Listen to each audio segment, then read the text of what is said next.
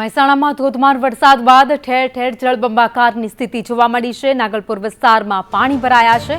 લોકોના ઘરમાં પણ પાણી ઘૂસી ગયા છે। ઘરમાં પાણી ભરાતા લોકોની ઘરવખરીને નુકસાન થયું છે। હાલાકીનો સામનો કરવાનો વારો આવ્યો છે। ઘર નહીં પરંતુ લોકોના દુકાનોમાં પણ પાણી ઘૂસી ગયા છે। નાગલપુર વિસ્તારના દ્રશ્યો જ્યાં કેડસમા ઘૂંટણસમા પાણી ભરાયેલા જોવા મળી રહ્યા છે। જે ઉપરથી લીધેલા દ્રશ્યો છે નાગલપુર વિસ્તારના, જ્યાં સોસાયટીનો દ્રશ્ય તમે જોઈ શકો છો। મેઇન બજારના પણ દ્રશ્યો આમાં દેખાઈ રહ્યા છે કે લોકો મહા મુસીબતે રસ્તો પસાર કરી રહ્યા છે।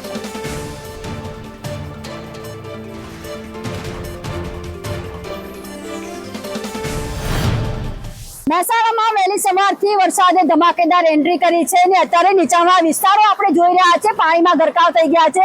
નાગલપુર વિસ્તાર હોય, મોઢેરા ચોકડીનો વિસ્તાર હોય, રાધનપુર ચોકડીનો વિસ્તાર હોય કે નાગલપુર કે મહેસાણા હાઈવે હોય, તમામ જે છે પાણીએ મહેસાણાને ગમરોળ્યું છે। લોકોના ઘરોમાં પાણી ઘૂસી ગયા છે।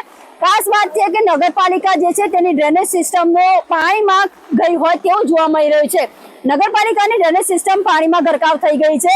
અત્યારે જે પરિસ્થિતિ જોઈ રહ્યા છે, લોકોના ઘરમાં પાણી ઘૂસી ગયા છે। વર્ષોની આ જ સમસ્યા જે છે તે જોવા મળી રહી છે। તમને આ દ્રશ્યો જે છે તે ચોંકાવી દેશે, કારણ કે આ નાગલપુર વિસ્તારના છે ને અહીંયા ઉપપ્રમુખ છે તે પણ મહેસાણા નગરપાલિકામાં આ જ વિસ્તારના છે। તેમ છતાં પણ આ જ પરિસ્થિતિ મહેસાણાની જોવા મળી રહી છે અને જે પ્રકારે લોકો જે છે તે હેરાન પરેશાન થઈ ગયા છે, તેમના ઘરોમાં પાણી ઘૂસી ગયા છે। વર્ષોની આ જૂની સિસ્ટમ જે છે તે બદલાવ નથી આવ્યો। નગરપાલિકાના પ્રમુખો બદલાય છે, આખી બોડી બદલાતી હોય છે। કોંગ્રેસમાંથી ભાજપ ને ભાજપમાંથી કોંગ્રેસની નગરપાલિકા થઈ જતી હોય છે, પરંતુ સિસ્ટમ નથી બદલાતી।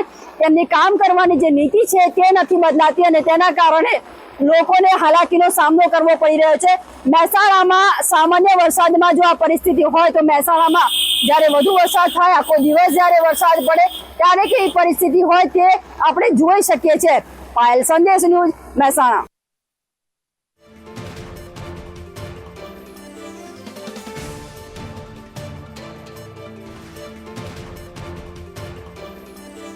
સ્થિતિ સર્જાઈ છે।